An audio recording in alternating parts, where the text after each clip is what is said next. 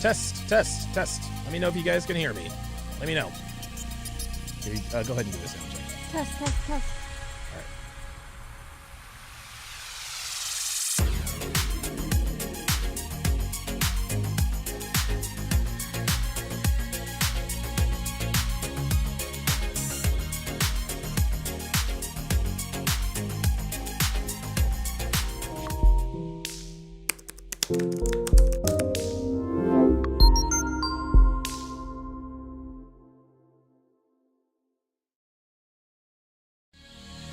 A woman never belongs to you.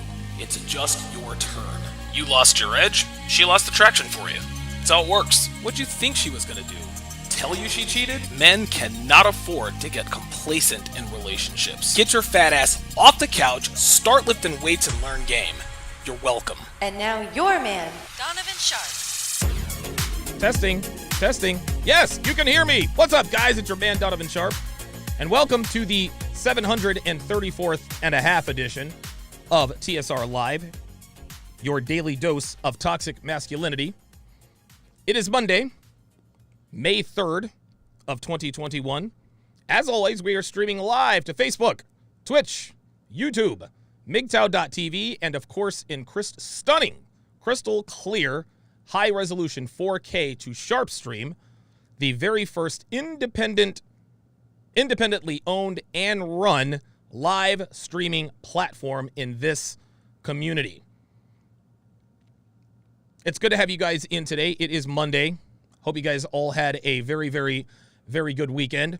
Be sure to pick up the Book of Womanese Volume 1. The Book of Womanese Volume 1 is now out. It's been out for a little while. 125 plus translations, only $16. Obviously, the coupon deal ended on April 30th, but that doesn't mean that you can't still get a bunch of value from the Book of Womanese Volume 1. The Book of Womanese Volume 1, get that at donovansharpe.com/womanese. Or if you're a cheapskate, go to donovansharpe.com/newsletter and pick up the 49 Laws of Sharpe. Very, very good book. I think it's something like 130 some odd pages, 132, 134 pages. The beginning of your masculine renaissance. You know, a lot of guys ask, hey, man, I just found this community. What's the first book I should read? A lot of us point to The Rational Male, as you should. But if you're a cheapskate and you're looking for sort of a remedial red pill lesson just to kind of get your feet wet in this community, because The Rational Male is very heavy. There's no question it helps. But if you want to dip your toe in the water, just kind of see what things are all about, the 49 Laws of Sharpe will most certainly get you there. donovansharpe.com/newsletter. A big thanks goes out to Geeky Anomaly with his $50 super chat. I absolutely saw it earlier. Of course, I had to cut the stream because of sound issues. Said he's leaving for Vegas in the morning. So congratulations to Geeky Anomaly for getting that job. He is moving out to Las Vegas tomorrow. We are all happy for him here.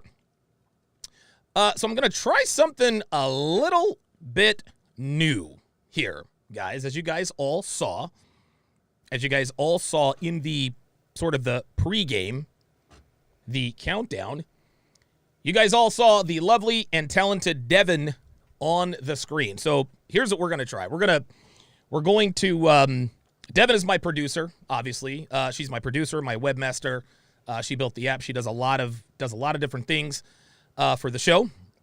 And so I figured, listen, man, why not? And it's interesting. I watched the Herd with Colin Cowherd. That's my sports talk radio thing. He always, he has a female co-host, Joy Taylor. It used to be Christine Leahy, and I felt like that was a really good. It's a really good dialogue between the two. Dev and I, we've known each other now for 5 years, I think it's safe to say we're on the same page. At least I would hope that we are at this point, right? Mm-hmm. But yeah, she'll listen. She'll give her take. She'll give her opinions. Obviously, this is my show, my rules, right? And if she gives the wrong opinion, she gets kicked the fuck out of the studio. I'll have to put on my Frank Castle shirt and say, yeah, Dev, that's the wrong opinion. You got to get the fuck out of here. Would it be the first time? Listen, let me ask you something. When you look, when we first met, right? Mm-hmm. Did you ever imagine that you would actually be on a live stream with me right now? Did you ever even think that this was possible. Well, given the fact that the podcast was my idea, yeah. The podcast, the podcast, gentleman, was not her idea. She told me that hey, maybe you should do a podcast. And my response was, you know what? I've been thinking about the same thing too. Okay. But yeah, listen, this is crazy. Right. We've come a long way. Yeah. Jesus Christ. Yeah, you got that right. So this is going to be very interesting. I have no idea how this is going to go. Okay. Hopefully this will I don't know, man. You have to me you have to evolve. You have to evolve. My channel is sort of, I don't want to say it's stagnated, but I've probably been shadow banned. There's outside forces doing stuff, so I figured I'd mix things up a little bit and, bring you on, see if that helps. Okay. Well, I'd like to start out by saying shout out to the Sharpe streamers. Yeah. And the sharpshooters. Don't forget to get the Sharpe Stream app, please. Yes. Yeah, it took her 3.5 years to build it. Guys, took her 3.5 years to build it, but well, maybe 2 weeks, but another 2 weeks of frustration. So, dude, like every other day. Well, every other day you're like, I've got to redo this and redo that, and I was like, look, I don't want to know how the sausage is made. Mm-hmm. Just show me the fucking sausage. But good to have you in the studio. Hopefully you will be a regular fixture, and who knows, maybe this little thing will work out. So okay. we'll see what happens. Thanks for having me. No problem. So yeah, listen, we're gonna start things off. I actually saw you guys talking about this in the chat, and what we're gonna do. So the first thing we're gonna talk about. And I have no idea now why my, Jesus Christ, like what is happening? Like all sorts of malfunctions. It was right up there. There we go. Bill and Melinda Gates. Why is it not showing? I don't understand. So we're having, clearly we're having technical difficulties. Oh no. Oh no, it's fine. I can fix this. Let me see here. That's not it. This is it. Is that it? Nope, that's not it. All right, I'm gonna have to I can't believe, dude, I swear to God, man. It's like you work all day long and to get the production right, and it's always something. This is actually the first time in a while that I've had real issues. I'll call this web. Let's see if this works. I'm gonna be pissed off if this doesn't start working, because at this point I'm really gonna be. Nope, that's not it. At least it's showing up now. Bear with me, guys. Because there we go. My freaking God, dude. All right, guys. All right. Jesus freaking Christ, man. Dude, it's like, oh boy. See, I had this all squared away, all taken care of, and then as soon as I get on the fucking air, everything just goes to shit. So just bear with me here, guys, as I'm having to do this again.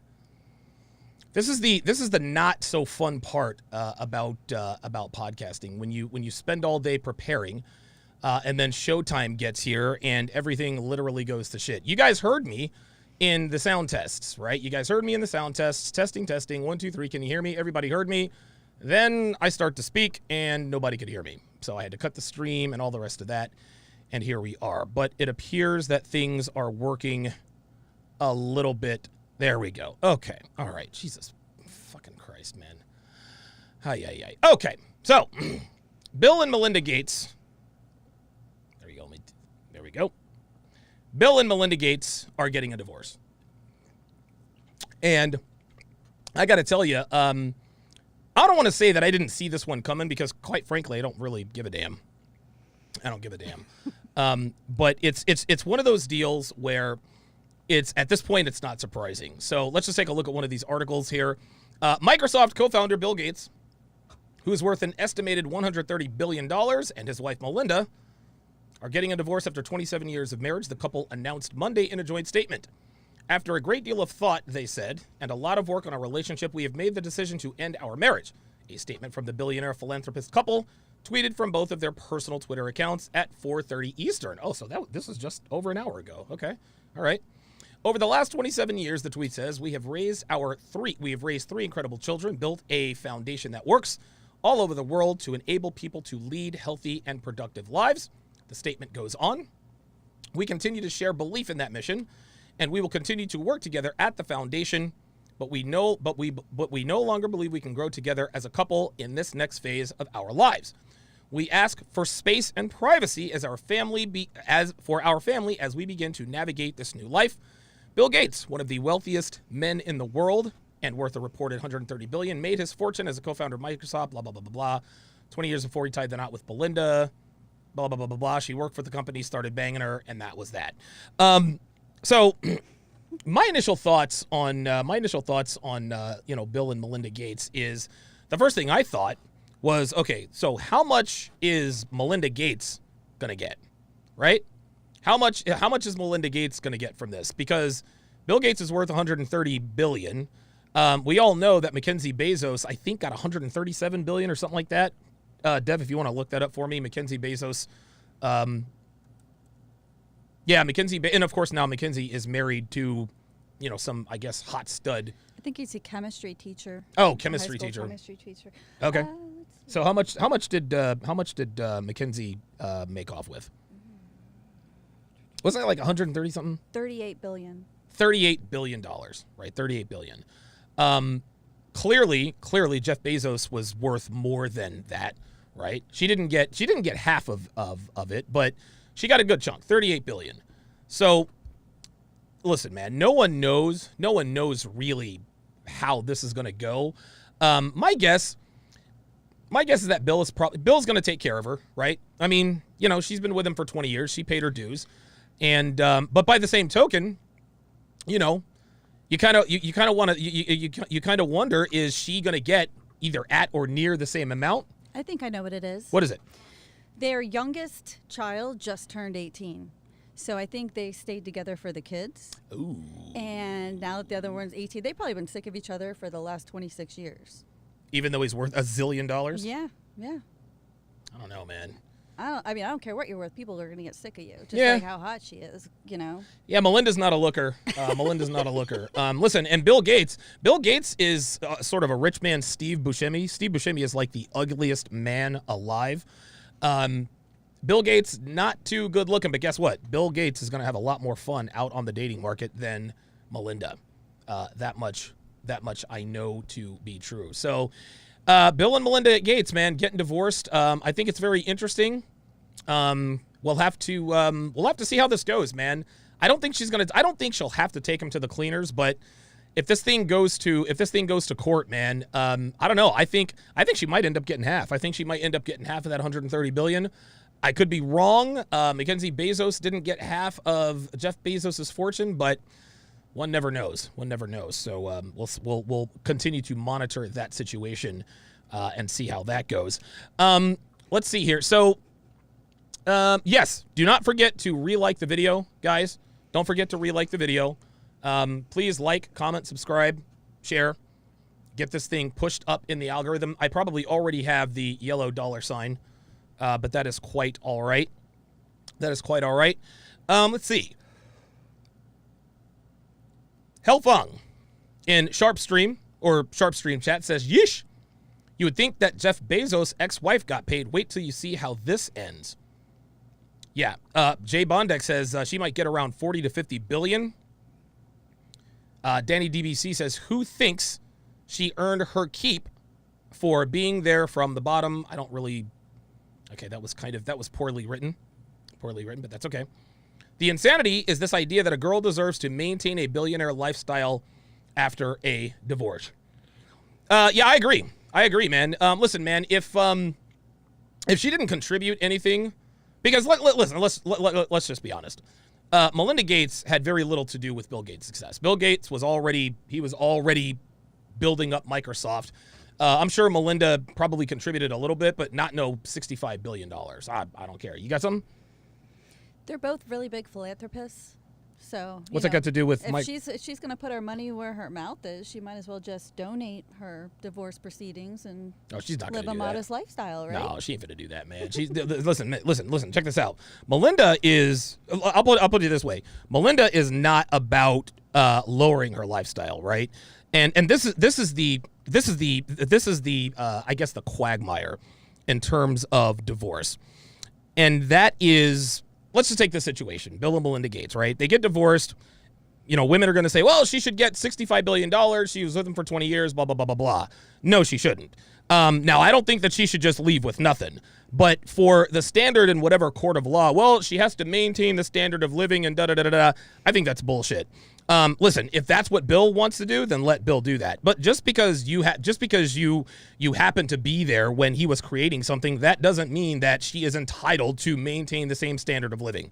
Now, in all fairness, I mean, I don't know, maybe he does. Like, if you and I were ever to split up, right? I wouldn't leave you penniless. I've told you many times. Yeah. Oh, no, I'm taking half your TVs. Just kidding. Taking half my TVs. Yeah, all 14. All 19 of them in here. No, I mean,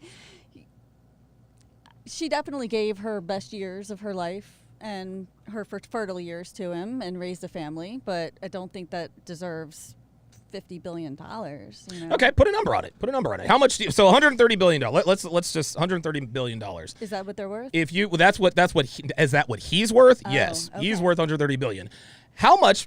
Because listen, again, Melinda doesn't deserve to just walk away with nothing. I'm not going to sit here and say, oh, she shouldn't get shit. No, she should obviously listen. Just like you said, she gave Bill the best years of her life. Number one. Mm-hmm. Number two, she gave him 3 children. Man, like that counts for something. So $1 billion per kid. $1 billion per kid. So $3 billion. Yeah. Of 130. Let me do some calculations. That's more money than I could spend in a lifetime. Yeah, let's hope not. Let's see, 130. So let's see, $3 billion divided by 130 billion.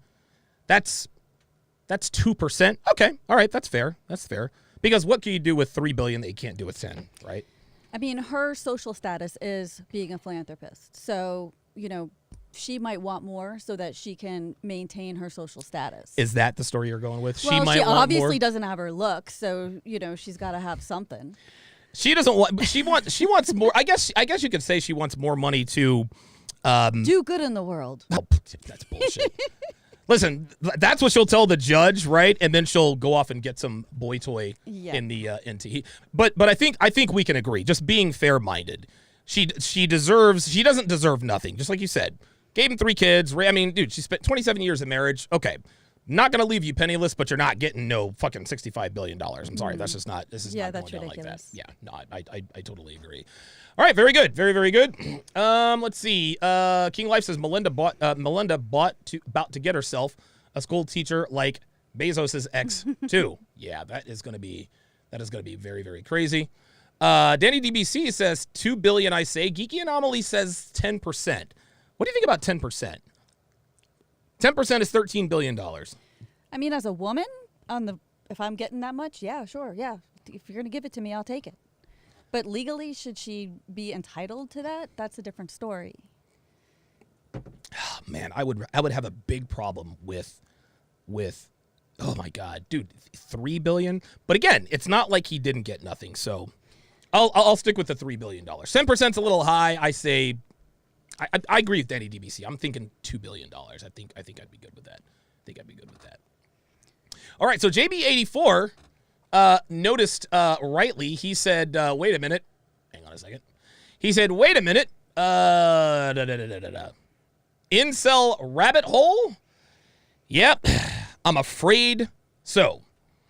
So I came across Dev actually came across this article as she is my producer. It is her job to find me topics to talk about. It's an article on this website called Slate, and it says, my teen is about to fall down the male power incel rabbit hole. How do I help him through this crisis of masculinity? So let's just go ahead and read through this. This is actually quite something. Dear Karen Feeding, my son is 14 and he's coping with identity issues that I could really use some advice about. Last night, he was complaining about English class. All we talk about is stuff like, I don't know, how women are so great and can defend themselves and bleep like that. Alarm bells, right? I probed a little, she says, and he started getting upset. He talked about the girls in class being aggressive towards the boys, accusing them of, he wasn't sure what, mumbled a few things about sexism, the patriarchy, you know, this whole kill all men thing. And with that, he burst into tears. I'm white, he says. I'm male, and I'm probably straight. That's a little weird. Probably straight. Okay. There's a lot of weird things in this article that don't make a lot of sense. First of all, if you don't mind, from what you just read, yeah, how women are so great and can defend themselves and shit. Alarm bells? Why would there be alarm bells? Right. She's only speaking about good things. Yeah, Women are great. They can defend themselves. Why? I don't understand, because it sounds like she's fishing for something here. Like, oh my God, it's her fear talking, I think, and not the reality.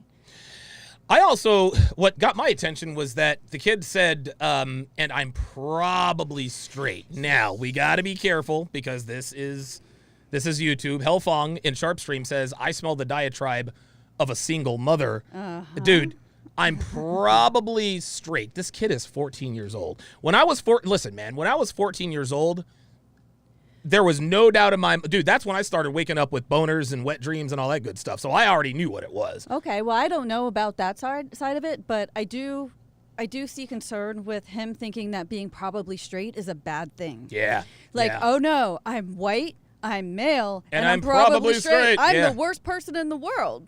God almighty. You know, like this, it's almost like a heterophobia. You know weird. what? You know what? I think you're right. I think there is definitely heterophobia for sure. And are we just going to ignore the kill all men thing? Or? Yeah, because that's been done to death. Yeah, that's been done to death. Okay. Yeah, that's been done. I've never heard that before. I've heard it plenty of times in this sphere. I've heard. Yeah, believe all women, but you know. Yes, but kill all men. Kill all men. Listen to this. He says, at 14, he maintains that the jury is still out on that last one. Probably straight. So that's her weird. Talking. I think you're right there too. It's like I can't say anything, and the girls, they can say anything they like. Of course, we talked about those girls being out of line, but also how real sexism is. Okay, so mom acknowledges to the kid, okay, the girls are out of line, but sexism is a real thing, right? So, and I think what's obvious to me, it's almost like she touched on it. Okay, the girls might have been out of line, but sexism is a real thing too. Misogyny is a real thing too.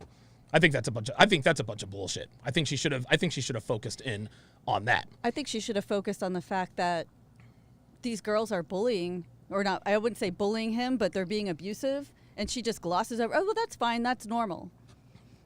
You know. When it's really not. Like, you should teach your son how to handle these situations, not just say, oh, well, you're bad for feeling that way. Right. Or teach girls not to be bitches. Exactly. Right. Yeah, that's probably a good one too. Because how's he going to defend himself, right? Because if he snaps back, all of a sudden now he's misogynistic and abusive, right? Right. It's like the girls are using feminism to victimize men. Oh, God. Because the men cannot defend themselves. Nope. They are literally like powerless. Exactly. Powerless. Straight white guys really do get the short end of the stick in this country. I'm straight, but I'm not white, so I can't really speak to that. But also how real sexism is, that he can be proud of who he is and support feminism, BLM, LGBTQ rights at the same time, and ignore purposefully proactive stuff like provocative stuff like hashtag kill all men. So he can support these things, but purposely proactive or ignore, like he's supposed to ignore that stuff. So he can support feminism, but just ignore that stuff. He can support everyone except for who he is and the fact that he's his gender. It's ridiculous. Still, I'm concerned, she says. My feeling is that he's pretty well inoculated against racism and homophobic propaganda, but clearly he's struggling with his masculinity. I really worry that he might stumble across a few clever Jordan Peterson videos and end up falling down some nasty male power incel rabbit hole. Do you have any advice as to how to deal with this?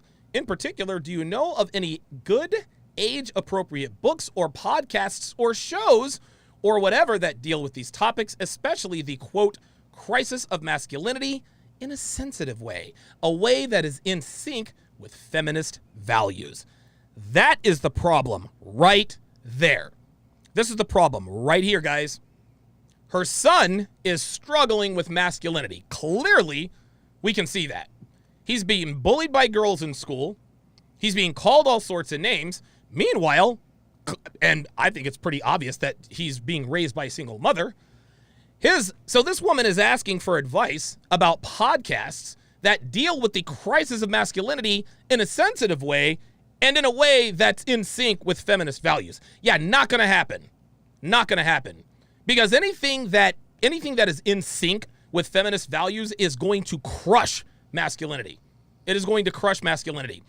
Let's see what mom doesn't understand, and I don't know, maybe she does. Well, I guess she understands because she wrote in, is that she needs to understand that she is not equipped to deal with this kind of problem. And she is trying to deal with the problem by getting someone else to suggest, hey, are there any feminist-inspired masculinity books, podcasts that I can give to my son? I'm pretty sure that everything is feminist-inspired, and this kid is surrounded by media propaganda that's all feminist-inspired. He doesn't need to look far. No, he doesn't, but he's not. I mean, like what she's asking for is not. It's definitely not going to work. So, feminist mom in need of advice. The response, dear FI, whatever. Mamas, don't let your babies grow up to be red-pilled. Oh boy, I think you're on the right track here. And while I'm not super worried about your son falling down an incel rabbit hole, I do understand and sympathize with your concerns. Let me stop right there. It's funny how mom says, it's funny how she made this connection between Jordan Peterson. So she went from clever Jordan Peterson video all the way to incel rabbit hole, right? And this is indicative of the way, how can I put this? This is indicative of the way this community is looked at. And a lot of people, a lot of our detractors know that we're not just a bunch of incel crybabies, but they want to paint us that way to marginalize us to the public, right? They're not, and listen, Dr. Phil asked me to come on his show. He asked Rollo Tomasi to come on his show. Obviously, we all knew that was a setup, right? But by and large, every media outlet out there thinks that this community, we're a bunch of crybabies who do nothing but complain about women. Nothing could be further from the truth. So much so that mom actually thinks this way. How in the world do you go from Jordan Peterson to incel rabbit hole? It makes absolutely, positively no sense. The girls in his English class are experimenting with an extreme version of their authentic selves, and that's super normal at their age, if also super annoying. Okay, so this kid is getting bullied in school by girls, and this woman's advice quite literally justifies female behavior. The bullying is just an extreme version of their authentic self, and that's super normal at their age, well, if also super annoying. If their authentic selves are being a-holes, then they're doing a really good job. I think, well, this is why girls are bitches now. This is why girls are bitches, because they're allowed to be. They're allowed to be. There are plenty of ways to stop it, but we're not going to go there. If your son does end up dabbling in the dark web, oh my God, the dark web. So now this community is incel, and now it's dark web. Like you can't find, like the Donovan Sharpe TSR Live can only be found on the dark web. Yep, that's where you'll find positive masculinity. Yeah, unfortunately. Or you can find it in book 3 of the Rollo Tomasi Rational Male series, Positive Masculinity. I think as long as he's communicating with you openly, you don't have to fear he'll be permanently radicalized. I have an idea that's a little bit out of left field and will only work if your son is open to it, but might be worth a shot. I recently watched all 3 seasons of Cobra Kai on Netflix because it's a pandemic and I ran out of TV.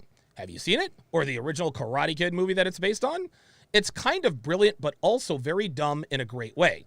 It's about 2 warring martial arts dojos, both helmed by middle-aged guys whose teenage kids are rival champions just as they were when they were in high school.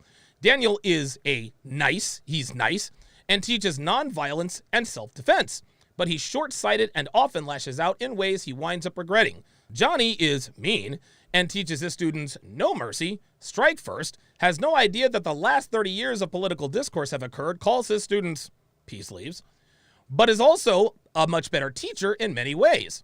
You see this? So she admits that the Cobra Kai way is the better way, right? She just sat there and admitted that the Cobra Kai way was the better way. Unbelievable. I might be reading too much into it, and in fact, I almost certainly am. But I think the show is valuable because of the way it approaches the culture of masculinity directly.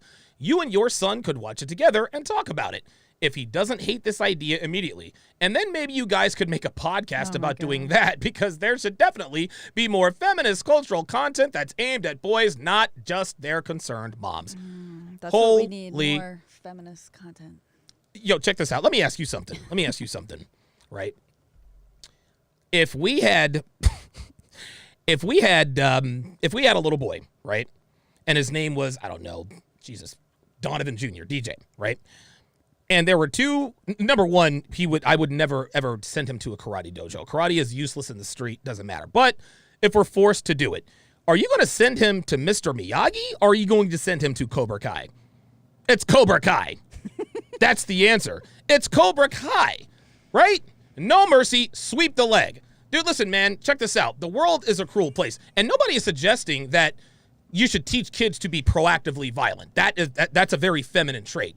Any kid, and listen, I used to have this trait myself. I've been in trouble many times for fighting. I have paid the price both legally and with lawyers.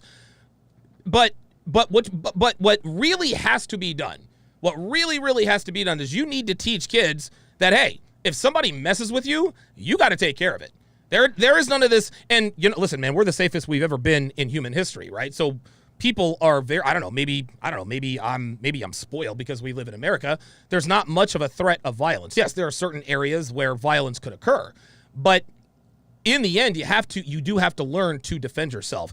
This mother is, what she's looking for here, Dev, is she wants to have her cake and eat it too. She doesn't want her kid to be a peace leave, but she kind of wants him to act like one. In other words, she wants him to be a man, but not too much of a man. I think Rollo said it best when he said that she's raising him to be a defective girl. And first of all, this person who's giving advice is telling this woman to watch a movie or TV show in order as parenting advice. Yeah, right. Like the world works like the movies and TV and in Hollywood. Jesus Christ. Yeah, right. I mean, if I was giving the advice, I wouldn't say Karate Kid. I'd say a movie like Stand By Me, where it's actually a coming of age that's type a good movie. One. Okay, where there's conflict between boys, and then they have crazy experiences. Yeah. They go on an adventure. You know what I mean? Yeah. And they grow up as a result of it. Right. This is just ridiculous. I can't even. But one of the other things that got me about this article was that instead of this person just apologizes for the bad behavior of women and just says the boy should be more understanding. Jesus. And right. Yeah. I don't know about you, but being more understanding never resolved any type of conflict in my life, especially in a bullying or peer situation. Oh, I could be more understanding of where, you know what, she's just going having through a bad puberty, day, or her hormones are going crazy. When does that end? Till the guy's 44 and he's letting his wife run all over him. Well, sometimes, Dev, it is. Sometimes when women are acting crazy, it is the fucking hormones. I mean, as a matter of fact, hold on. Let me check check the calendar. It's not. All right. Yep. I mean, what would your advice be to this little kid, 14 years old, doesn't really know who he is yet? Jesus, man. Well, the thing is that this woman would never take my advice, right? Right. So, but I mean, listen, if I'm writing in, I tell him, hey, listen, put him in a jiu-jitsu class, okay? Dude, here's the thing, man. This is why people are soft, because they've never really experienced real conflict. This kid is experiencing conflict. He's being bullied by girls, right? Obviously, violence isn't going to solve this. Violence doesn't really solve anything unless, of course, you're defending yourself or you're trying to take over another country. But if I'm advising this mom, I'm saying, look, man, put the kid in jiu-jitsu class, right? That's the first thing I would do. Number two, have him make friends with boys, right? Have him go out and make friends with boys. Put him in a sport, basketball, baseball, soccer, whatever. Get his body moving. Have him do something masculine. But again, she's not going to take advice from me, because it's not sprinkled with feminism. It doesn't have a feminist undertone. Right. What she is asking for, and let me scroll back up here. What she's asking for is what she's asking for is advice on how to deal with this crisis of masculinity in a sensitive way that's in sync with feminist values. Can't be done because the crisis of masculinity is the byproduct of feminism. Right. Feminism is the reason why there is a masculinity crisis. Unbelievable. Let's see. Here's our quandary. And unfortunately, it's politically incorrect to give the correct answer to these types There of you questions. go. There you go, man. Jesus Christ. I mean, you'd have to go to the dark web. Yes, the dark interwebs. Ay. Geeky Anomaly, $10, says a TV show is a fairy tale fantasy and cannot fix a person. Women cannot effectively raise boys into men. This poor young boy is at the tipping point, the brink of the dark pill. Dude, this is where black pillars come from, man. This is where a lot of them come from. Geeky Anomaly, again, $5. Geeky Anomaly must have a good job out there, man. He's dropping all kinds of coin in the chat. Says, real talk, he is school pew in the making.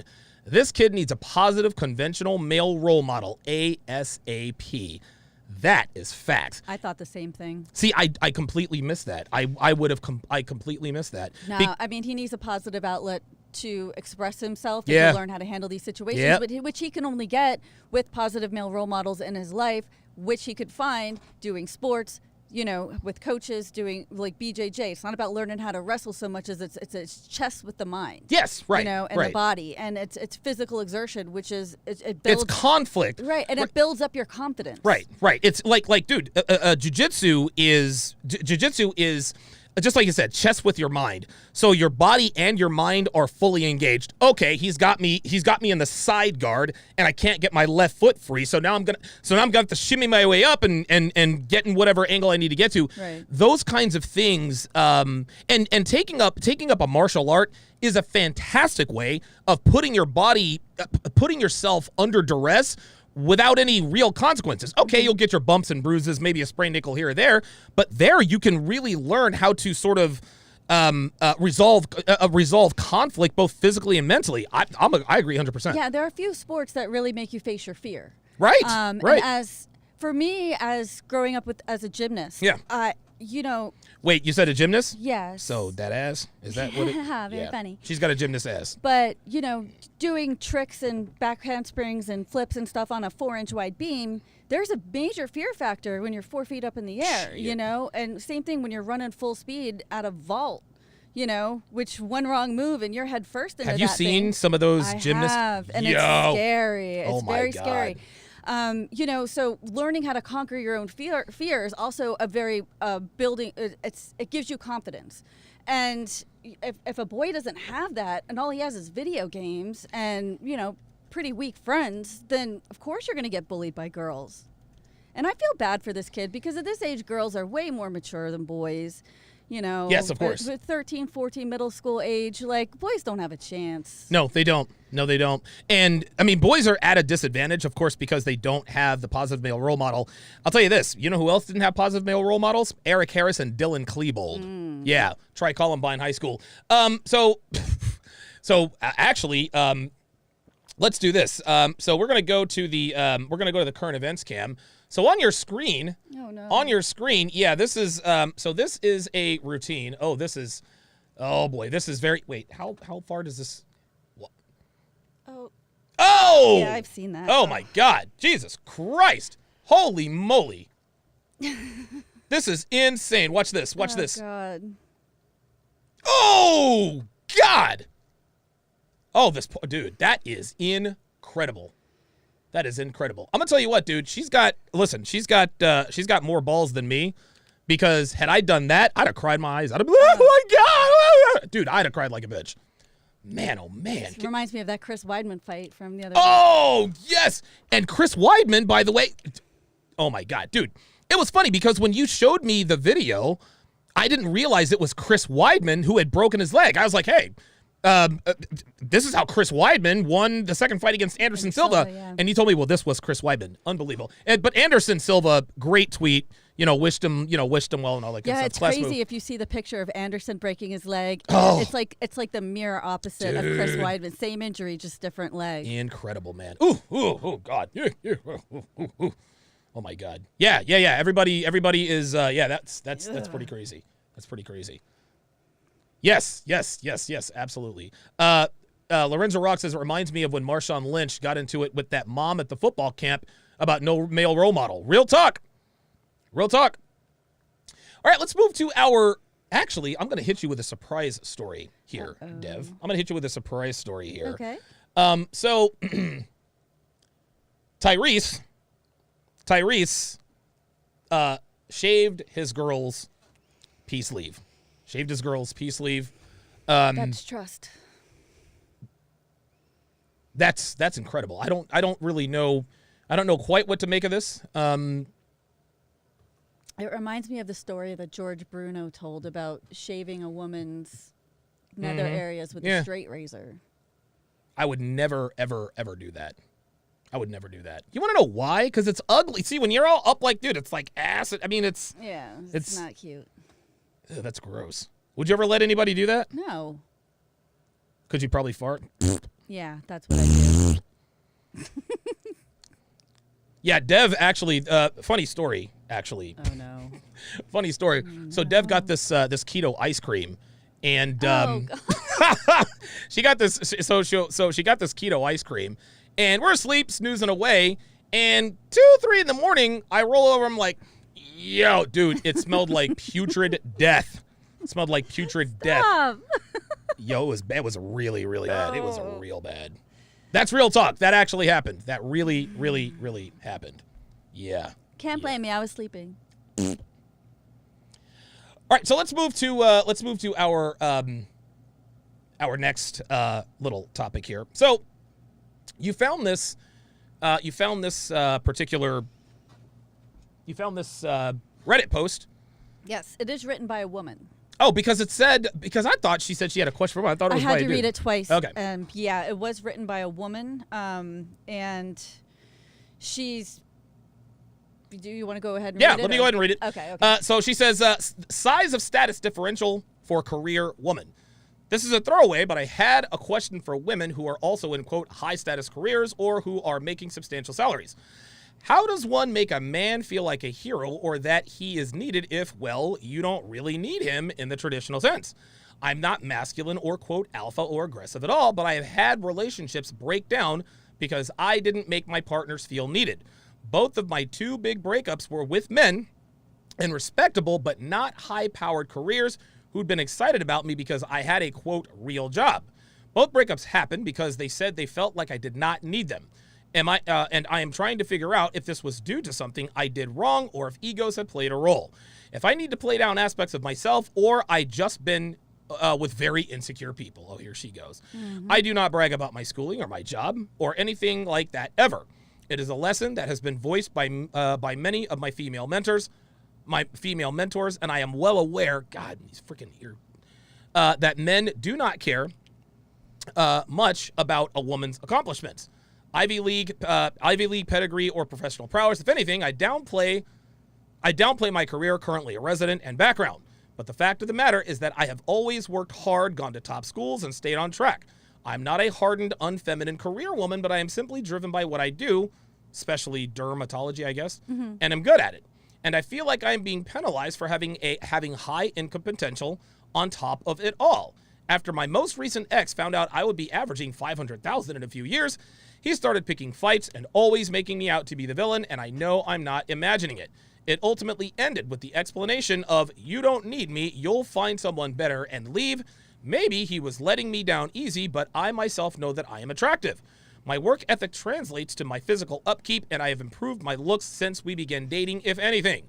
I know a lot of it has to do with him not feeling like a hero, but I really did try to make sure he felt needed. It's just that I don't really need any saving. I want a partner, and it seems like that is too much to ask. Has anyone else been in this situation? Okay, so here's what's happening. Here's what's happening here, guys. And I say this all the time. I've said this many, many times, man. And Myron actually talks about this a lot too. The more power, status, money, toys, whatever a woman makes, the further she shrinks her pool of potential suitors. Okay? Myron actually puts it a little bit better. The more the more money a woman makes, the more doors close, right? The more money a man makes, the more doors open. But it seems that her last boyfriend was well aware of the idea of hypergamy. He says, you don't need me, you'll find someone better and leave. And he's right. And we can tell that this woman she's clearly young and attractive because she's still just a resident. She's doing dermatology. She doesn't realize yet that the reason why she's a little bit confused is because she's not making $500,000 a year yet. She's not making $500K a year yet. But when she starts making $500,000 a year and she's coming home to her boyfriend who makes probably a fraction of that, she's going to start to become unattracted to him, and she's not really going to know why. Ultimately, she's going to cheat on him with someone who is of higher status and go after guys like that. We say this all the time in this community. Women are not looking for a partner. They're not looking for someone equal. They're looking for someone superior to them. Women say all the time, I'm looking for an equal. I'm looking for a partner. I want 50-50, yet they're always looking for someone who makes double what they make. And again, it is not a crime. It is not a sin for a woman to look for a man who makes more money than she does. This is the way they are. This is the way they're designed to be. But what women have to understand is that you can't serve two gods. You can't have one without the other, right? You can't say, all right, I'm making $250,000 per year, but I also want a man that I can be a partner with and build with. No, sweetheart. You can either make $500,000 a year or you can be in a good relationship. It's not going to be both. If you do find a relationship with a guy who makes over $500,000, guess what? He's not likely to pick you. Why? Because he's got options. He is spoiled for choice. What women need to understand is when they get into these upper tax brackets, when they start making $250,000, $500,000, maybe even into the millions per year, their dating prospects are next to nothing. And it's funny, a lot of women would say, well, wait a minute. Rich and powerful women have their choice in men, this and that and the other. No, they don't. They're all after the top guys. All of the same rich and powerful women are after the same rich and powerful men. Not only that, it's not just them, it's everyone below them. And rich and powerful men don't want to be married to rich and powerful women. And if they are, it's for political reasons, or it's for maybe it's for tax purposes, right? The idea of a power couple. But if a 50-year-old, let's just say, if a 36-year-old titan of the industry, young guy, and there's a 36-year-old woman who's also a titan of the industry, okay, he might marry her, but guess what? He's going to be banging his 23-year-old secretary because she's younger, sweeter, nicer, etc. This woman said she's not alpha. Let me go back up here. She says, I'm not alpha. I'm not aggressive at all. Not yet. Okay? The more a woman spends climbing up the corporate ladder, the less feminine she forgets how to be a woman. That's how this works, guys. And it's not that they do this on purpose, but in order to advance in your career, you cannot display feminine traits. You just can't. Otherwise, you get walked all over. You get walked all over all the time, and you never make it. So what do women do? They have to exhibit masculine traits. They're doing this 8, 10, 12 hours a day. One day, they wake up at 42 years old, and they haven't realized that they have quite literally forgotten how to be a woman. Nothing they do is feminine outside of the way they dress and the way they look. They talk like a man. They act like a man. They're a boss bitch, blah, blah, blah, blah, blah. But then they want to say, well, why aren't these rich and powerful men looking at me anymore? Well, it's because you're not acting like a woman. This woman is obviously a young lady. She's not alpha. She's not aggressive at all, right? At least not now. Wait till she starts making $500,000 per year. Wait till she starts making that serious money, and we'll see where her femininity goes. We'll also see where her taste in men goes. This is a woman who doesn't understand her true nature yet, right? And then she goes on to say, I know this, it's just that I don't really need saving. No, men, we're not interested in saving women. We're interested in taking care of one should one make herself available to us and abide by our rules. So now she says, and it seems like it's too much to ask. Has anyone else been in this situation? Dev, what are your thoughts? This woman's as transparent as a window pane. Okay. First of all, and I took a page out of Myron's notebook and I made some notes myself. She says she doesn't know how to make a man feel needed. Okay. And she says she's not masculine or alpha, yet she's a medical resident He'll be making bank in a few years. So from what she said, it sounds like she has a habit of emasculating her boyfriend. Really? Yeah. He's not, quote unquote, picking fights. I think that he's reacting to her tone of voice, the way that she speaks to him. She may not be a badass, A boss yeah, female dog, whatever right? yet, but it's already in her mind. That she already thinks that she's better than him because she has that potential. And I think that she's blowing up her own relationships by letting that seep out subconsciously. She thinks, I'm feminine. I cook dinner. But then I tell him that I paid for it. Oh, yeah, she's that bitch, I bought right? the food, right? So I think that. And also men don't want to feel needed so much as they want to feel loved and respected. Yeah, I don't really need to feel loved. I'm going to be respected, right? Okay, I think that respect. Well, hold on. I think, and shout out to Steve the Dean because he is the master of this. Yes, we all want to be loved by women, but you can't really get a love from a woman until you have her respect, right? That's so, and when you have a woman's respect, that sort of takes care of everything else. So she says she doesn't know how to make a man feel needed, but the way that she does this, she could do this, is just by anticipating his needs, showing him that she's thinking about him. Yeah, but how does she have time to do that if she's a resident, well, right? Exactly. And she needs to give him options to take the space to lead, because it doesn't sound like she's giving him any room to lead whatsoever. And so it sounds like she's the kind of woman who just never accepts help or even gives people space to have the, because I think she's just full of herself, to be honest. I mean, she said, I know nobody cares about all my degrees, but I've got this, and this, you know what I mean? Right. What else I was thinking? Oh, yeah. There are other ways of leading a relationship than just being a financial breadwinner. And I know, and I don't, listen. Look, check this out. Hold on. Here's how this works, right? Are there other ways of leading besides being the financial breadwinner? Yes, but being the financial breadwinner is where it starts. A woman is not going to allow a man to lead. Let's just say, for example, the roles are reversed. Let's just say you were Devon Sharpe and I'm your assistant Donovan, right? Dude, I'd be out the door in 2 seconds or less because you're the breadwinner. Yeah, I could be all alpha and this and that and the other, but in the end, man, there's no romance without finance. You wouldn't have as much respect for me if I weren't who I was and if I weren't making what I made. Well, even early in our relationship, the roles were somewhat reversed. Yeah, they were actually. And so I feel like the reason why it worked then is because you set boundaries and expectations. There may have not been that financial, leadership at the moment. Of course, that's different now. But I mean, it reminds me of a caller that you had once that was like, how do I reward my woman if I'm just a regular guy? Right. How do I lead a relationship if we both work? And that's 90% of guys that are out there Sure. are like, okay, I'm a normal person. I work, she works. I don't really make more than she does, so I can't really tell her what to do. How else? Let me ask you this: why did you? So let me ask you this: I was contributing nothing, right? Yeah, I had a little bit saved up, but you were literally you were supporting me the entire time, right? Yeah. Why? But why did you? Right? Because listen. I had kind of a plan, but I didn't expect it to turn into this. And if I didn't expect it to, I know you didn't see it unless you're clairvoyant. Why in the world? Why did you do what you did? Because I wanted to be with you. Oh my God. All right.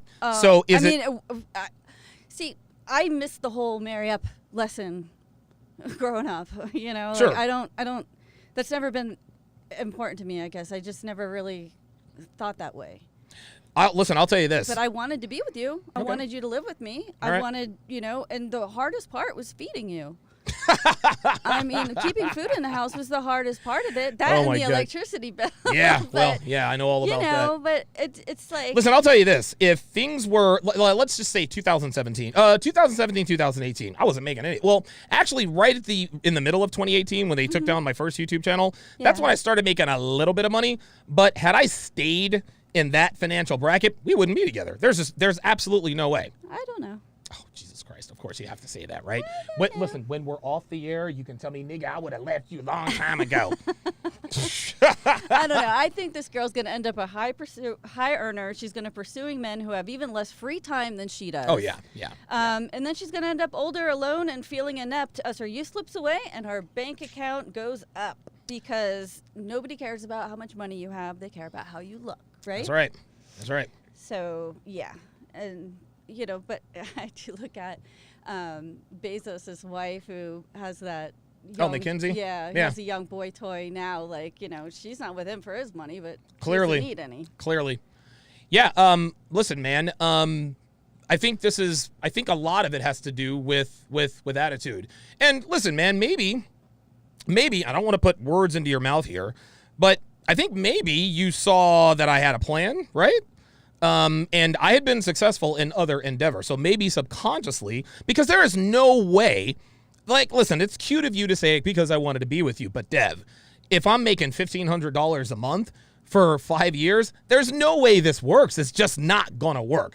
At some point, dude, it doesn't matter if I'm Donovan Sharpe or Donovan Smith. If I'm making $1,500 a month, at some point, like, listen, you would tolerate it for a year and a half, which is about as long as you did, and then that's when things started to take off. But if things don't take off, then this is a very different discussion. I don't know. I never asked you for anything. And if there was trouble, financial trouble, we would talk about it and figure it out. Like when you choose to be with someone, you choose to be with them. I know. I'm very naive and I like it that way. Okay? I mean, so if my YouTube channel gets taken down, the CME is canceled, my Patreon gets canceled. We'll be all right. You're still gonna give me head? Yeah. For about 6 months, and then that's it. I might take an inch off the heels, but Oh, there it is. There it is. You see that? You see that? An inch off the heels. An inch off the heels. There you have it, ladies and gentlemen. There you have it. There you have it. Attraction compromised. Attraction compromised. You heard it here first. If I lose all my money, she's taking an inch off the heels. That is the most important thing. Most important thing. I hit you where it hurts. Yes. Guys, please be sure to like, comment, subscribe, and share. If this is your first time watching, please be sure to subscribe to the channel. RPAP says 90%. If you're just looking to date, if it's not 100%, I foresee problems incoming. Totally agree. RPAP says, I'm surprised Devon didn't use the buzzwords I was expecting: ambition, potential, plan, etc. Why didn't you think that? Or is it just, is it understood? Like, what ambition, plans? Yeah, like in other words, why did why did you support me when I wasn't making any money when I started this? Man, I had invested so much damn time in you. I was 18 not months. Gonna back off from that one. Okay, all right, that makes no way. sense. You put me through the ringer, dude. You'd have to beat me off with a stick to get me to give up. But eventually,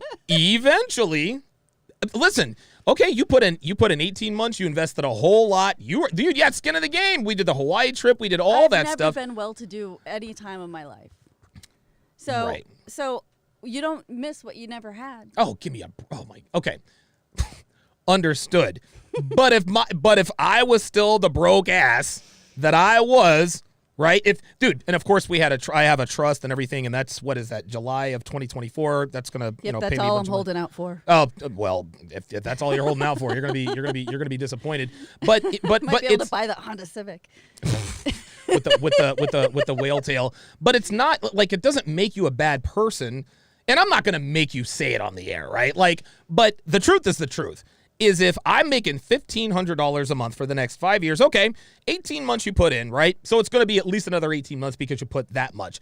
But the female id, you cannot be in a relationship with a dude who's not making as much money as you are. I think what would turn me off more is the lack of ambition, and that would cause me to lose respect and love for you. So if you didn't have ambition to do better, then I would be kind of like, maybe this isn't the guy I thought he was. You know what I mean? But you're always looking to upgrade. You're always looking for that next move. Yeah. And you're always and it's contagious. Yep. And I love that about you. I love your energy, and it drives me crazy sometimes because I'm better or worse. much more laid back.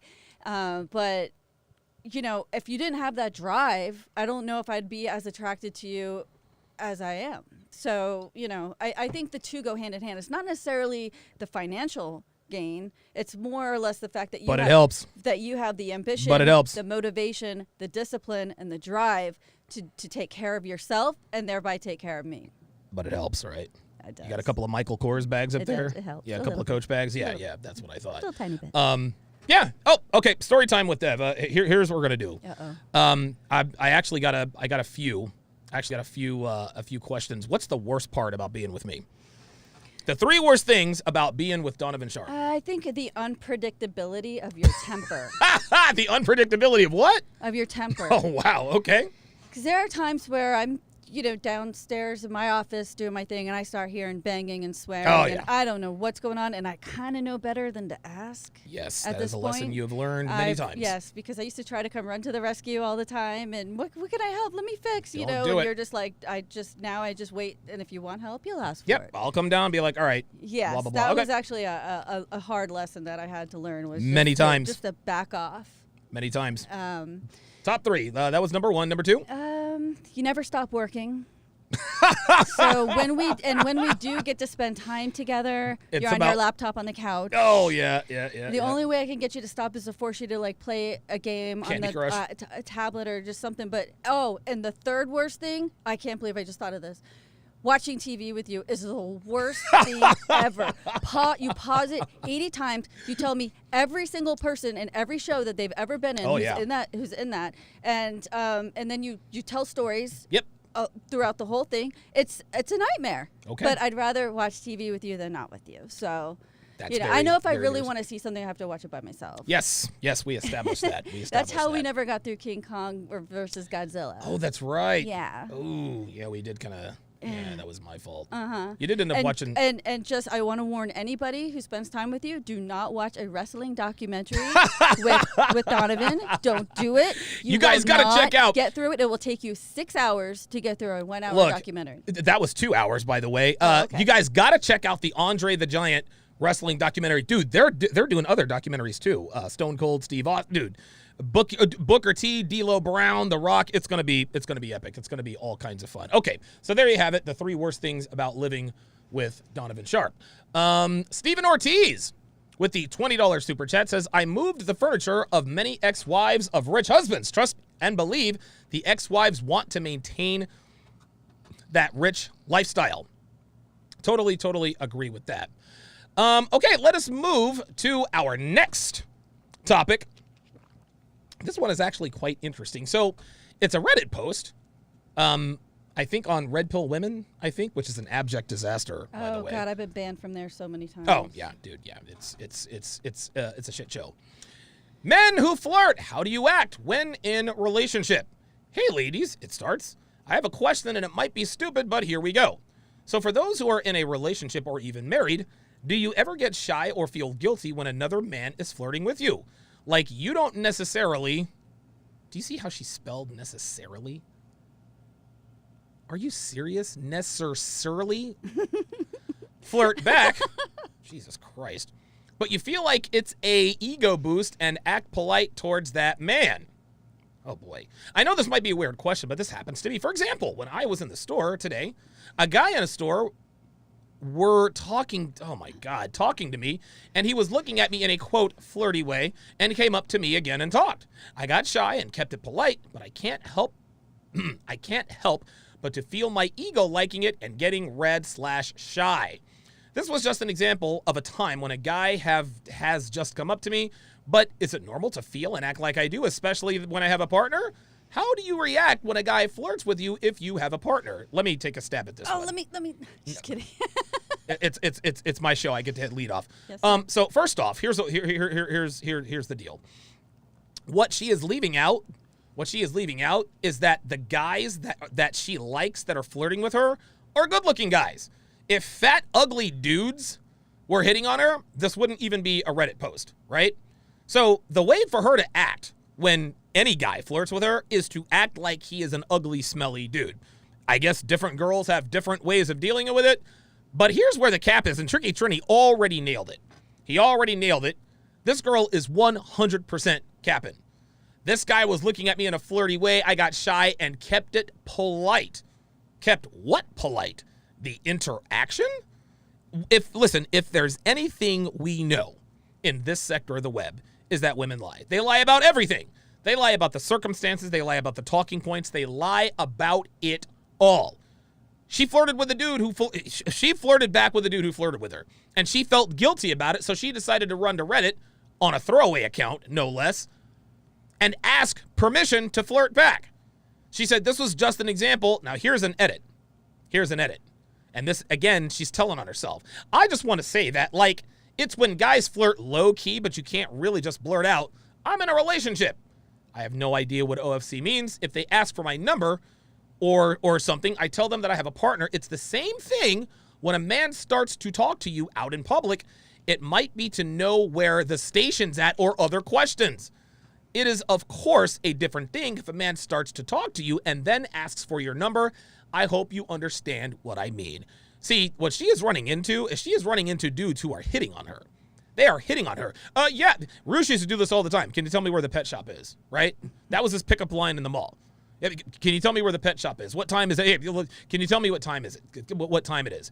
Women know when they're getting hit on, guys. They know it. They know you don't give a damn about where the pet shop is. They know that you don't give a damn about, is this the blue line or the red line? They know that you are hitting. They know that you are hitting on her. So for her to act naive about the fact that men are hitting on her, and then she says, well, of course, if they ask for my number, I tell them I have a partner. How do we know, right? This woman is clearly, OFC means of effing course. Okay, very good. Very good. Yeah, or of course. So, before I get to Dev here, the very first answer is actually pretty good. So, Homefront Honey, and at first when I started reading this answer, this advice, I said, okay, she's really outthinking the room here, but she actually dropped some nuggets. She says, so there are definitely varying degrees of flirting, and my response is different depending on the situation. If it's something that is mostly subtext, and assuming I notice, but I'm bad at reading subtext, I just feign ignorance and continue on as if it didn't happen. Translation: if the guy is ugly, I pretend he's not there. That's what this is. So this didn't get off to a good start. So she's going to sit here and try and hit us with all this verbal jujitsu. Well, subtext and bad at reading subtext and feign ignorance, continue on as if it didn't happen. Really, if you look like Chris Hemsworth, would you act like it didn't happen then? No, I don't think so. When a man gives me a respectful compliment, I simply thank him. Translation: when a good-looking man gives me a respectful compliment, I thank him. Anything disrespectful or overtly sexual that's inappropriate, or a similar immediate shutdown. Translation: if an ugly guy gives me a respectful compliment, I say that's inappropriate or a similar shutdown. It's funny how this works. Girls will always characterize, if a girl is not attracted to a guy, he's being overtly sexual. He's sexually harassing me, blah, blah, blah, blah, blah, right? That's always the way it is. But if it's a good-looking guy, if it's, I don't know, Chris Evans, Chris Hemsworth, any Chris that looks good, totally different. Oh, it's a respectful compliment. If a man is blatantly interested but being respectful about it, I tell him I'm flattered but taken. I'm flattered but taken, guys. You know what that is? That is called a shit test. I'm flattered, but I'm taken. Let's see. Phrasing it that way takes the sting out of the rejection and clearly sets a boundary of what is appropriate. All of that said, and this is the right answer. This is the only answer. She shouldn't have said anything else. Her answer should have started right here. I try to avoid being in situations where men are most likely to approach me. Boom. I only go to new bars with my husband. If I go out for a girls' night, we do something that's largely female-oriented, like paint night. So largely female-oriented does not mean 100% female-oriented. Or go to a more sedate lounge where we won't be bothered. So the only thing she should have said in this answer, I try to avoid being in situations where men are most likely to approach me. End of discussion. Dev, your thoughts? I had the same reaction. Why is she putting herself in situations where men feel comfortable enough to start flirting with her? There you go. And is she shooting signals like IOIs or making eye contact? Because guys just don't come up to you and start flirting or follow you around a store unless they think that you're interested. Right. And why would they think they're interested? Indicators of interest. Eye contact. They're getting loud. They're demonstrative. This girl is acting. She would have us believe that guys are just coming up and hitting on her for no reason. In 2021, guys don't just walk up and hit on girls anymore because they'll get hashtag Me Too, EPAR accusations, sexual harassment, all kinds of crazy stuff. So for her to expect us to believe that guys are just randomly coming up and flirting, absent her telling them covertly come hither, that's BS. Yeah, this whole thing is an ego stroke because she even said it. She likes it and she doesn't want it to stop. She said, It strokes my ego. I can't help but feel my ego liking it and getting red and shy. Oh my God. No, that means that it turns her on. There you go.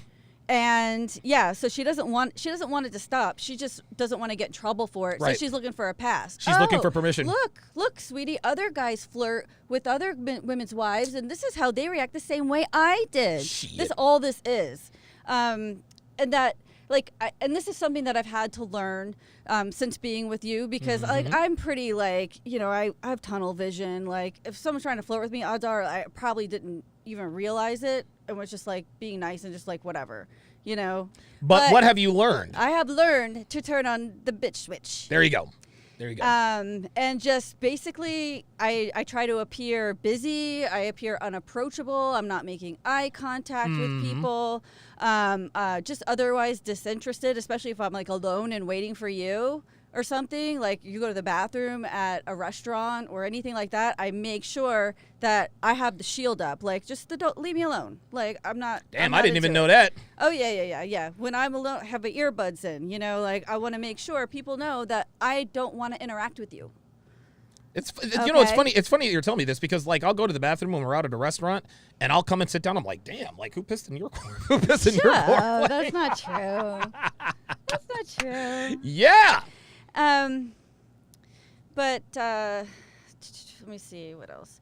I think that was the right answer. Okay. I try to avoid being in situations where men are most likely to approach me. Yes, that's definitely the right answer. And if they do approach you, just just ignore them. If you don't know the person, be a bitch to them. Be like, sorry, and walk away.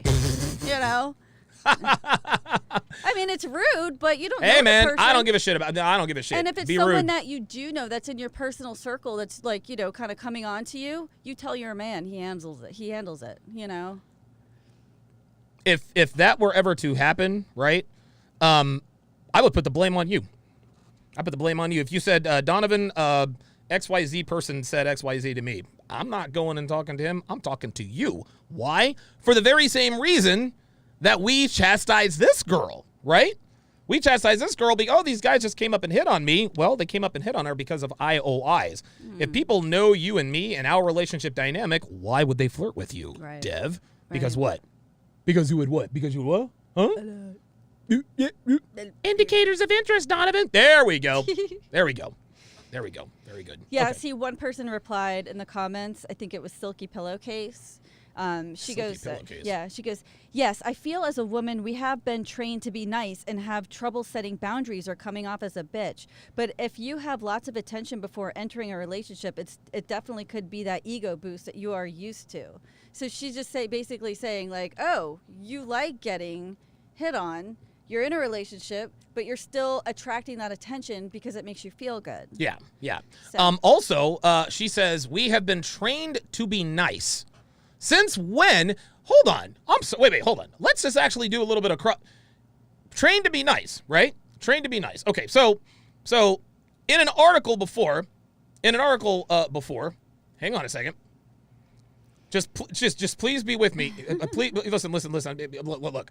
The girls in his English class are experimenting with an extreme version of their authentic self, and that's super normal at their age. Megabit. Talking about the bullying, yet this girl says, yes, I feel like as women, we have been trained to be nice. That's bullshit. That is 100% BS. Women are not trained to be nice. So this, again, the Silky Pillowcase, she's giving women an excuse to feign naivety about the fact that men are hitting on them because they are telling them with their eyes, come hit on me. Mm-hmm. Get out of here. Trained to be nice? Yeah, to hot guys. Yeah, and unfortunately, most women don't even realize that they're giving those IOIs. They're subconsciously doing it. No, Deb, that's bullshit. Women know. Are you kidding me? So you're telling me that we have women out here who make prolonged eye contact with guys on accident? Mm-hmm. Oh, Jesus Christ. Somebody put a cap in the in the comments. Dev's capping. Listen, she's my woman, but she's still a woman. Yeah, women know when they're flirting. They absolutely know when they're flirting. In the end, man, I agree with you in that. And I didn't really catch that when I read this the first time. So it's good to get your perspective. She's getting hit on by guys because of something she's doing. Mm-hmm. She's mentioned, I think, no less than 3 stories about this guy or that guy. The bottom line is that she's bored in her relationship and she's looking for that extra attention. Yep. She's starting to feel a little bit guilty about it. And so, not really guilty, she's looking for permission. And you might be right. She might actually see, this happens to women all over the place. So when she comes home with a story about Kevin in sales or Dave the unemployed garage band guitar player, then he doesn't really he's not alarmed, because this is what men and women do. Hey, that's like what you didn't believe me about the D pics until your other friends told you about them. That guys just do that. Oh, dick pics? Yeah. Yeah. You're like, I didn't think that was a thing. And all your other girlfriends and stuff were telling you about it. And Oh, you're like, God. oh yeah. Yeah. Oh, God, that was a long time ago. So you do have it. You do remember things. I remember things. Yeah, Devon has a very select, oh, I don't remember that. Uh-huh. Mm-hmm. Stop the cap. Hashtag stop the cap. Oops. A woman Wrong one. There we go. I got it. The bitch switch, seen that a lot in college. Uncomfortable Truth says, say man, no offense, but Dev is trained very well. Appreciate that. Tricky Trini, 1, 2, 3, 11 caps. Another 11 caps. Love it. Chris Herrera said, what was the question? You'll have to watch the replay. That was funny. That was a lot of fun. Let me go to the Yes. Dre Raven says, trained to be nice. Really? Siri says, we know that's not true. Girls know how to show they're not interested when they're committed to their man. Trained to be nice is cap. 100%. Sirius also says, we learn these cues when we're children. We all know what's up. Real effing talk. Real talk. All right, let's move on to this actually is quite funny. This one is really, really funny. So this is, this article is, this is going to make you laugh. This is funny. So this article is, I've been having an affair with my married coworker for 15 years. What happens when he retires? This is Ask Ellie. I guess this is another advice column. Question. She starts, I've been involved with a married man, the same man we worked together for the past 15 years. His wife is a high-profile worker in the area and is retiring in December, about which I've said to him that is what he is probably planning to do as well. He says that we are going to be together forever and tells me that he will not hurt me. We've not been physically together for a year now, but we talk several times each day. Now he is wanting to get physical again, but I told him that I am afraid of getting hurt and he needs to step up if he really wants me. Do you have any advice for me? Yeah, I got some advice for you, sweetheart. Number one, you can do whatever you want with married men. This is just whatever it is you want to do, that's fine. But, dude, he's not leaving her for you. If he hasn't done it in the first 15 years, what makes you think he's going to do it now? The reason he wants to get physical again is because he's horny. It has absolutely nothing to do with the fact that he loves you. See, this is what side pieces, guys, I've told you this time and again. In my course, How to Master the Game, I tell you the 10 side chick commandments. The number one side chick commandment, do not get caught, okay? There are a couple, here are a couple of other side chick commandments. Never, ever let her ride in your car. Never, ever let her spend the night at your place. Never tell her where you work or where you live. Would you like to know why all of these commandments are in the 10 side chick commandments? Is because the side chick doesn't want to be the side chick forever. She might think, you know what, this is a good arrangement. I'm married. He's married. I can be a side chick for 15 years. Then 3 months later, now they don't really want to be the side chick. They want to be the number one chick. They want to be the main chick. And when a side chick wants to be your main chick, you know what she's going to try to do? She's going to try to sabotage your relationship. You let her ride in your car. Oops, I might let my earring fall into the floorboard. And all girls shed their hair. Dude, if your wife is blonde, if your girlfriend is blonde and you're banging a redhead, guess what? Your girl's going to be like, where's this red hair coming from? Like, there's no answer for that, right? Lipstick, she clearly knows. Well, this isn't blowjob-proof lipstick. Who is this? Whose is this, right? I mean, dude, your side chick will, dude, absolutely has no problem detonating your entire life to get you broken up so that she can be the main chick. If this dude wanted to make this woman his main chick, he'd have done it already. Here's something else to note. Women talk all the time. Men cheat, men aren't shit, men this, men can't trust men. Yet, you're out here sleeping with married men. The women who bitch the most about the cheating hearts of men and this and that are the very women who are banging husbands. They're banging married men. They're getting smashed by dudes who have girlfriends. The very same women who complain about how unfaithful men are facilitate the unfaithfulness.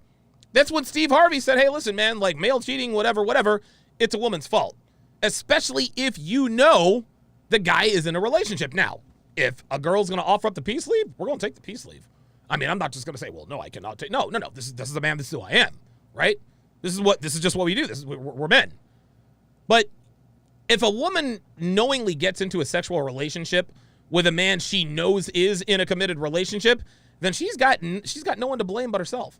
She's got no one to blame but herself. If you're sleeping with married men as a woman, if you're sleeping with men in relationships as a woman, then you got no right to complain about male cheating and male cheaters. Let's see what her advice was. So the answer, it seems that the very most he is offering you is more of the same. That is sage advice. The likely scenario is that he and his wife remain together, he retires soon or in a while, and has less chance to get away to be with you. There is little you can actually count on other than phone and online contact. Your instinct tells you that this is not the time to renew a sexual relationship with him and stir your emotions to believe he'll consider leaving his wife. Why would he? He's been able to cheat on her for 15 years. He says he won't hurt you, but he offers no explanation of how you'll be, quote, together forever. If this was your coworker, what would you say? This woman is either stupid or she's holding out for a come up. I have a feeling that for the last 15 years, she's been investing her time and emotion in this guy instead of a 401k. Yep. I mean, and not only that, if you actually read what she wrote, she says, I've said to him, you are probably planning to retire. Right. So it's not even a problem yet. Right. He doesn't have any plans to retire. She's just making this shit up in his head because she wants an answer. Yeah. She's trying to squeeze him. And he hasn't had sex with her in a year. He's trying to let her off easy. That's what that is. You know, yeah, he's you're trying right. to be like, nah, it's all good. That's enough. I can't wait to get the hell out of here so I don't have to look at you anymore. But yet she's still clingy because she's waiting for that come up. Well, wait a minute. She told her that he wanted to start banging her again, right? So he hasn't banged her in a year, but all of a sudden now he's trying to get physical again. What do you make of that? One last hurrah. Yeah, well, for old time's sake, right? That, or it's just a little bit dry in his neighborhood, and so he's looking for some rain. Yeah, I mean, listen, she's in a rotation, right? Probably. And the other side pieces who have also been banging him for 15 years probably have figured it out. Yep. And he figures, all right, well, this one seems to really think that I'm going to leave my wife. Let me bang her. She also might be afraid that if he retires, she'll lose her job. Because he might be the only one keeping her there because he's afraid she'll talk. Damn. She could blackmail him. She could. I don't think she would, though. I don't either. I don't think she would. She could. She could blackmail, but I don't think she will. And the woman who gave the answer. Even if she did blackmail him, he'd be like, fucking tell her. I don't right, give a shit. Exactly. Like 15 years. Right. Like she didn't know. Be like, sweetheart, I told her about you 6 months ago or 6 years ago. Like she knows all about it. Right. Not only that, blackmailing him would absolutely end the relationship at that point. Of right? course. Like, yeah, he would only hope she would do something so stupid. Yeah, right. Yeah, man, I think that I think other women in his rotation are getting a little bit stale and maybe a little bit flaky. That's why he's reaching out to her. So yeah, and I mean, she's definitely retirement age. He might just be trading her in for a younger model. He probably is. He probably has another side piece. Yeah, probably. He wants to smash though. We'll see what happens. Ay. RPEP says, if this was my coworker, I'd give her terrible advice and detonate everything to try to remove the two rivals in the workplace. That's funny. That's very, very funny.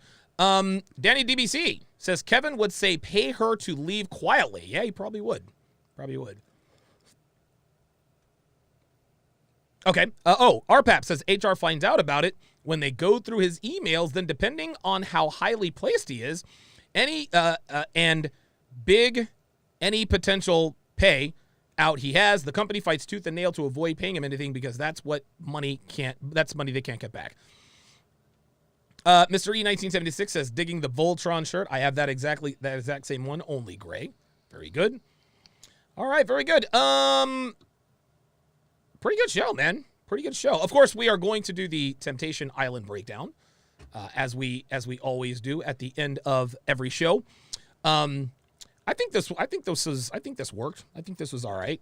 I think bringing you on, I think it was, I guess in the short term, I think it was a pretty good move. Yeah, it's when we have topics that we can batter back and forth. That's kind of cool. Okay. I don't know. I know the guys tune in to hear you. They don't care about what the fuck I think. So. Hey, watch your language. We're on YouTube. Excuse me. Sorry.